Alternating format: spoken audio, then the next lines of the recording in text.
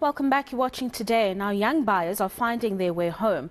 A recent study found that young people are making up about 42% of all home buyers. BetterBond says around 60% of home loan applications have been by millennials and Gen Z. Let's discuss this further. We've got the head of sales, Bradd Bendall, who joins us this afternoon.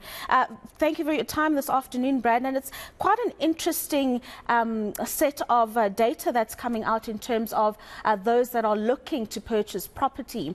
Apart from the stats that I just mentioned in my intro, give us a broader sense of what exactly it is you're seeing when it comes to first-time home buyers and the age range that you are seeing. Thank you very much for having us. I think firstly it's important to define the age group that we're talking about. So we're talking about people from 26 to 42, and the average first-time home buyer that applies for a home loan through BetterBond is 37.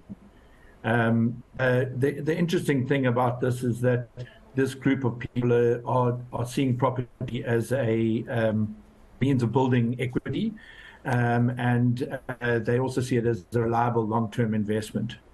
And it's quite interesting because one would think that South Africa's economic status is very uncertain at the moment. You've got the interest rate increases that we've been seeing and a lot of other inflationary pressures.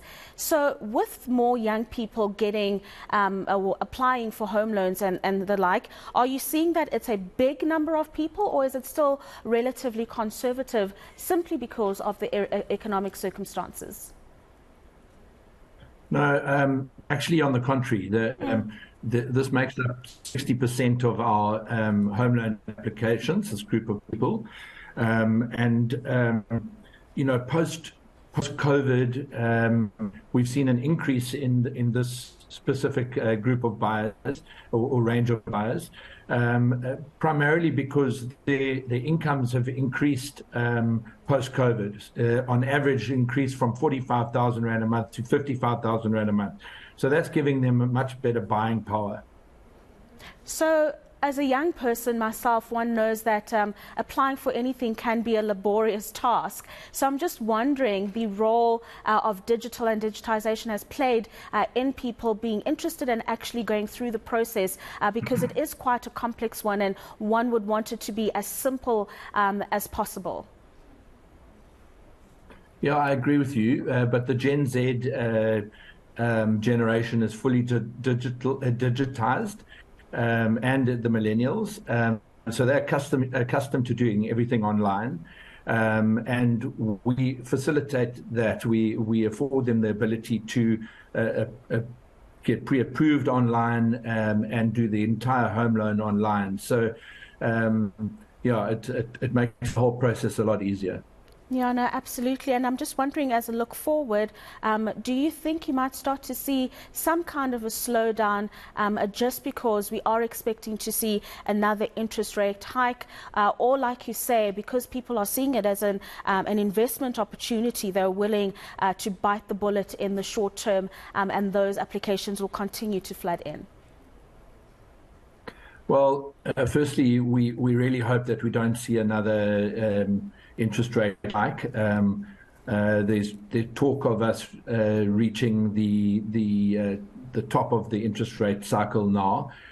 So we're really hoping that that's not the case. But even if it is, these buyers that we're talking about are first-time home buyers. They never experienced the low interest rate cycle that we had during COVID and post-COVID, of around about the 7.5% range.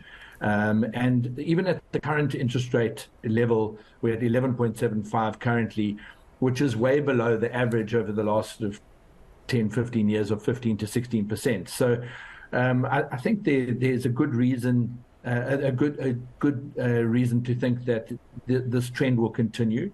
The banks are also assisting these first-time home buyers in providing 105 and 110% loan to values. And why they're doing that is to assist these buyers with the costs over and above the actual purchase price. So there's a lot of assistance from the banks in that regard. And then also the government's transfer duty threshold of 1.1 million assists these buyers as well.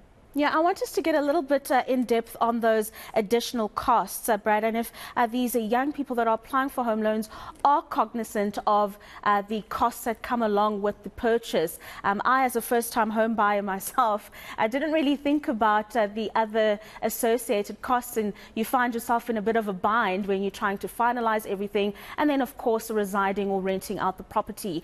Perhaps just share with us those additional costs and really just what a first-time home buyer would need to do should they not get 105 or 110% loan from the bank?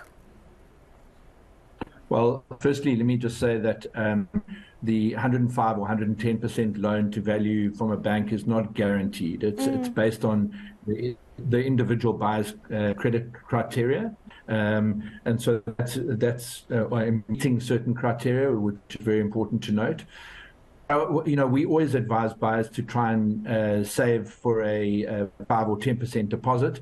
And in the case of them being able to secure a 105 or 110% loan to value, then, you know, they have that money available anyway. And if they don't, and conversely, if they don't secure the 105 or 110% loan, they have that deposit that they can use for the transfer fees.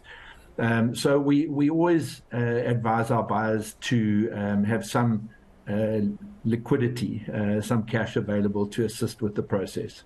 Now, thank you very much for those insights, Bradd, this afternoon. Speaking about the trends that you're seeing, millennials, Gen Z purchasing homes, which is really encouraging because they do see it as an investment opportunity, and they're really just biting the bullet when it comes to the tough times. Short-term pain for long-term stability, I suppose, is the name of the game here. That is, of course, Bradd Bendall, who's BetterBond's head of sales, joining us this afternoon.